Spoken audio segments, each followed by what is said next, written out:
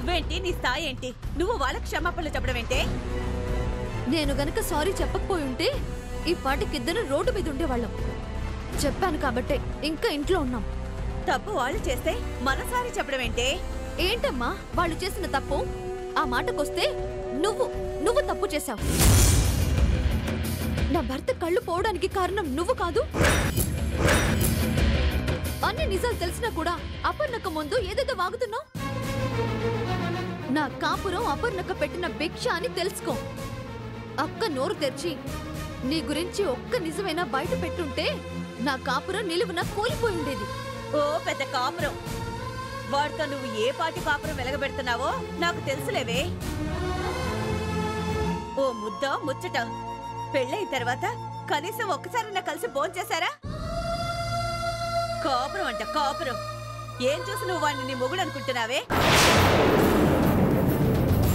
నీ పక్కన దిష్టి బొమ్మలా ఉంటాడు వాడు. ఆపమ్మా, ఆయన్ని తక్కువ చేసి ఇంకొక్క మాట మాట్లాడినా బాగోదు. వాడు మాత్రం నిన్ను తక్కువ చేయొచ్చా? ఆ లేచిపోయిన దానికోసం ఆస్తి మొత్తం ఇచ్చేస్తాడా? నీకు తనే ఆస్తా? ఆ గుడ్డాడు ఆస్తి ఏంటే? అమ్మా, లేకపోతే ఏంటే? ఏ ఆస్తి లేకపోతే వాడు ఒక్క పూటైనా నీకు భోజనం పెట్టగలడా? ఏం చేసి సంపాదిస్తాడు? కూలీ నాలి చేస్తాడా? అది చేయడానికైనా కళ్ళు కనిపిస్తాయా, కాళ్ళు నడిపిస్తాయా? నువ్వు పెట్టాల్సిందే వాడికి తిండి. ఈ రోజు సంతకాల దాకా వచ్చింది. రేపు సంతకాలు పెట్టించుకొని ఇంట్లో నుంచి గెట్టేస్తారు.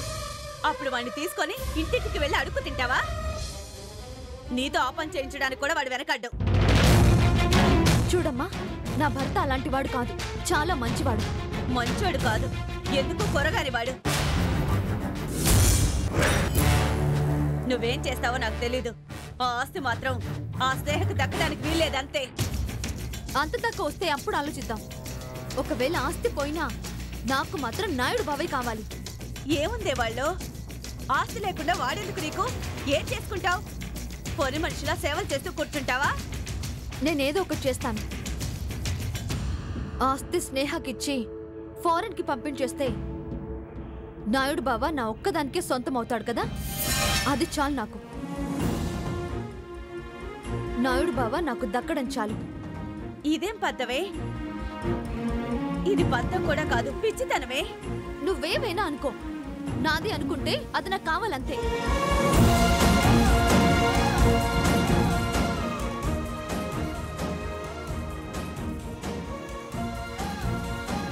లాభం లేదా?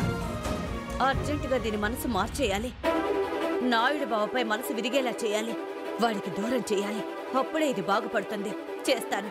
నా కూతురు కోసం ఏమైనా చేస్తాను. అమ్మా, అలాంటి వాళ్ళది నిజమైన ప్రేమ కాదు, అది వ్యామోహం. ఎగ్జాక్ట్లీ చిన్నత్త, నిజంగా ప్రేమించుకున్న వాళ్ళు అలా చేయరు. ఎంత మనసు విరిగిపోతే కన్న కూతుర్ని పట్టుకొని మా దృష్టిలో చచ్చిపోయా ఉంటుందా తల్లి? అది సరే అమ్మా, తన కూతురుతో తన మాట అనేటప్పుడు ఆమె మాటల్లో వ్యథ, కళ్ళల్లో బాధ గమనించావమ్మా? పెద్దబాబుకు బర్త్డే విషెస్ చెప్పు కూడా వెళ్ళాం కదా. ఊరికే ఎలా కాలిపోతుంది? మంట పెడితేనో పడితేనో తగలబడుతుంది.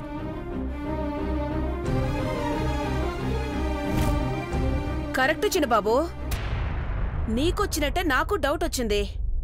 పార్వతే షర్టును తగలబెట్టిందనుకుంటా.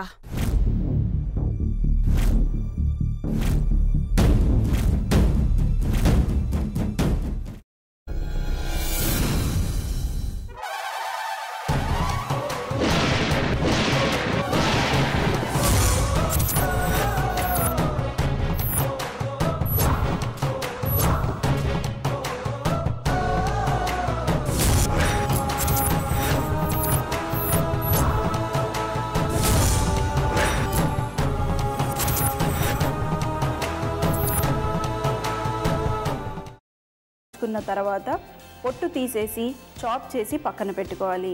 ఒక ప్యాన్లో కొద్దిగా నూనె వేడి చేసి అందులో ఆవాలు, మినప్పప్పు, శనగపప్పు, కరివేపాకు, సన్నగా తరిగి పెట్టుకున్న ఉల్లిపాయలు వేసుకుని 1 నిమిషం పాటు వేయించుకోవాలి. ఆ తర్వాత కాల్చి కట్ చేసి పెట్టుకున్న వంకాయని కూడా అందులో వేసుకుని బాగా మిక్స్ చేసి బౌల్లోకి ట్రాన్స్ఫర్ చేసుకుని అందులో తగినంత చిక్కటి పెరుగు లేదా పల్చటి పెరుగు వేసుకుని మిక్స్ చేసి అన్నంతో కానివ్వండి, చపాతీతో కానివ్వండి సర్వ్ చేసినా చాలా బాగుంటుంది.